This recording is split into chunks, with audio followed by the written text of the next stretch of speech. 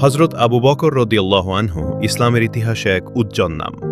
তিনি ছিলেন মহানবী মুহাম্মদ সাল্লাল্লাহু আলাইহি ওয়াসাল্লামের ঘনিষ্ঠতম বন্ধু ও প্রথম খলিফা। জন্ম ও পরিচয়পূর্ণ নাম: আবদুল্লাহ ইবনে আবু কুহাফা। উপাধি: আস-সিদ্দিক। জন্ম প্রায় ৫৭৩ খ্রিস্টাব্দ, মক্কা। তিনি কুরাইশ বংশের সম্মানিত ও সৎ ব্যবসায়ী ছিলেন।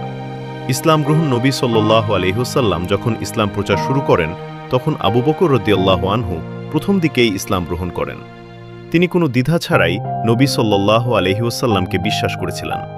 তার মাধ্যমে অনেক সাহাবী ইসলাম গ্রহণ করেন, যেমন উসমান ইবনে আফফান রাদিয়াল্লাহু আনহু, তালহা ইবনে উবাইদুল্লাহ রাদিয়াল্লাহু আনহু।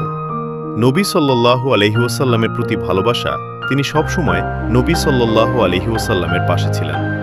সবচেয়ে বিখ্যাত ঘটনা হল হিজরত।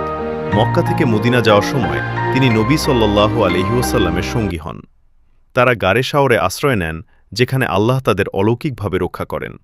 প্রথম খলিফা নবী সাল্লাল্লাহু আলাইহি ওয়াসাল্লামের ইন্তেকালের পর আবু বকর রাদিয়াল্লাহু আনহু মুসলমানদের প্রথম খলিফা নির্বাচিত হন।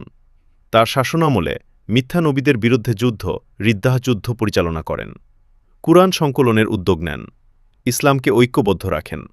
তার বিশেষ গুণাবলী: অসাধারণ সততা ও সত্যবাদিতা, দানশীলতা, নিজের সম্পদ ইসলামের পথে ব্যয় করতেন, ধৈর্য ও সাহস। নবী সাল্লাল্লাহু আলাইহি ওয়াসাল্লামের প্রতি গভীর ভালোবাসা। ইন্তেকাল: ৬৩৪ খ্রিস্টাব্দে তিনি ইন্তেকাল করেন এবং মসজিদে নববীতে নবী সাল্লাল্লাহু আলাইহি ওয়াসাল্লামের পাশেই দাফন করা হয়। শিক্ষা: সত্যকে বিশ্বাস করতে দ্বিধা করা উচিত নয়। আল্লাহ ও তার রাসূলের প্রতি ভালোবাসাই সফলতার পথ। নেতৃত্ব মানে দায়িত্ব ও ত্যাগ।